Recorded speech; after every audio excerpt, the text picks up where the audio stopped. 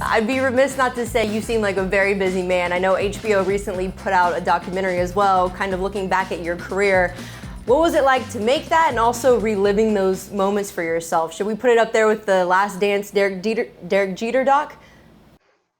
Sure. Yeah. I mean, it's definitely a comprehensive look at my life and career. So I don't think that I would be doing anything beyond that, honestly, in terms of a biographical project.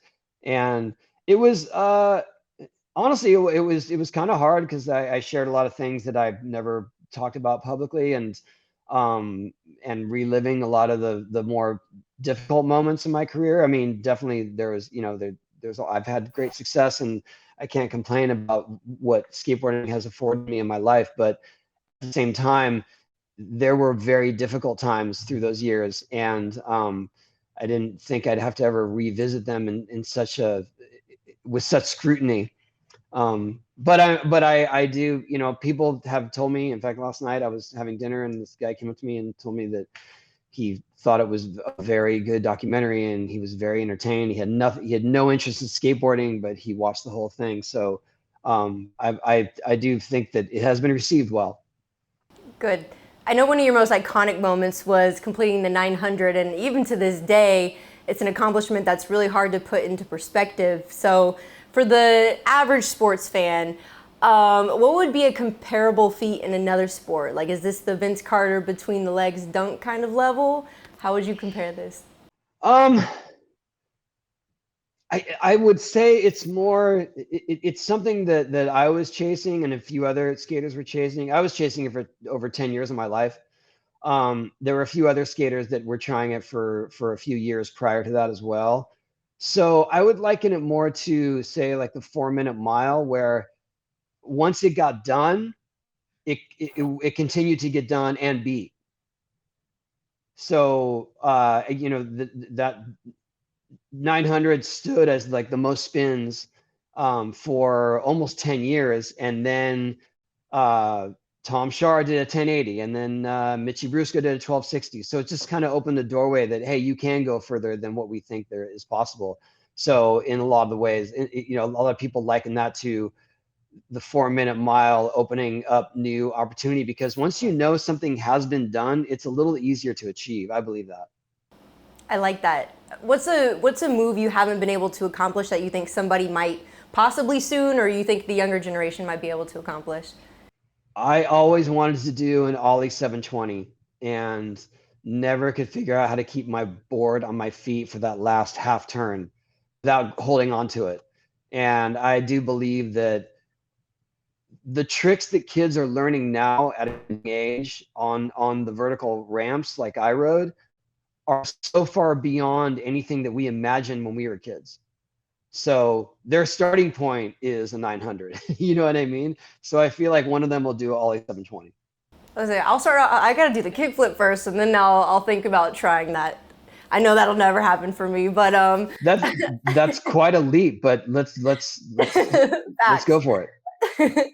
Obviously, skateboarding is now part of the Olympics, and we first saw it in Beijing. So, for you, what was that like, or what was your initial impressions when you heard that it was becoming an Olympic sport? I was excited because I always thought skateboarding. I always thought there was something about skateboarding that the general public was missing. They were more focused on the outcast element, the outlaw element, because we had nowhere to skate, so we were skating public property, and they were missing that these skaters are genuinely talented and devoted to this and disciplined in it. So I was excited that the Olympics finally recognized that, hey, this is something valid.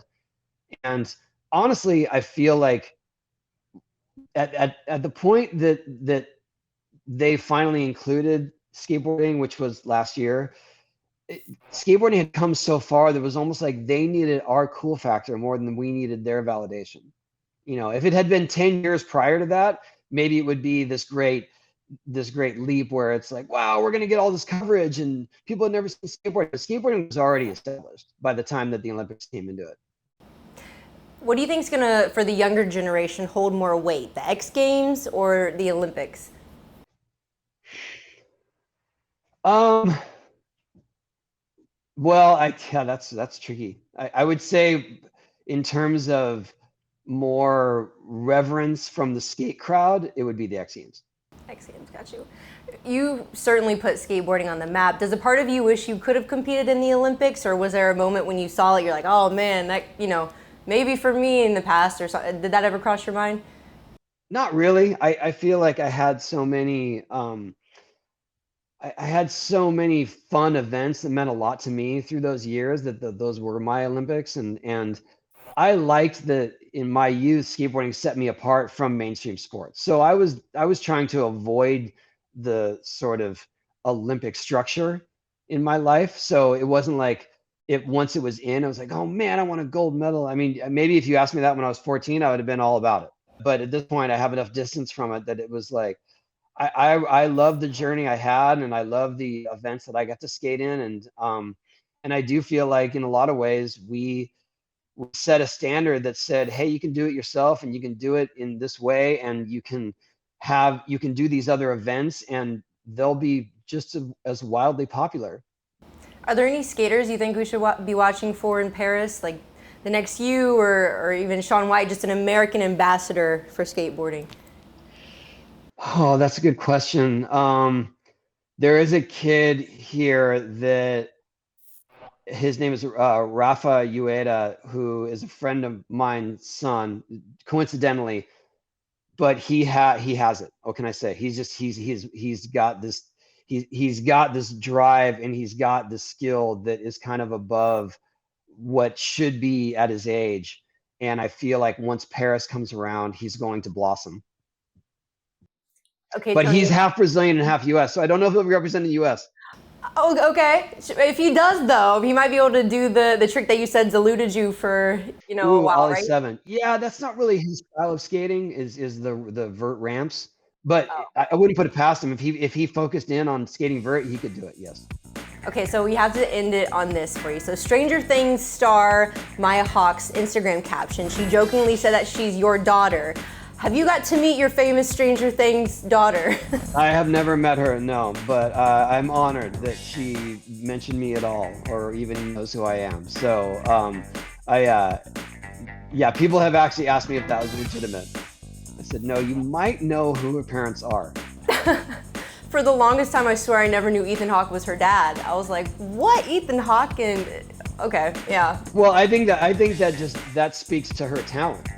Yeah. That it wasn't through nepotism that she was successful. It was through her own drive. And hey, I don't want to be mistaken for being her parent. Her parents are. I have massive respect for both of them and their work, and I'm a big fan of all of them. So, thanks for mentioning me, but I'm not involved in the family. Hey sports fans, if you want to watch more sports seriously, be sure to check out these clips right here. And make sure you're subscribed to the channel to see all the great content from us here at USA Today Sports.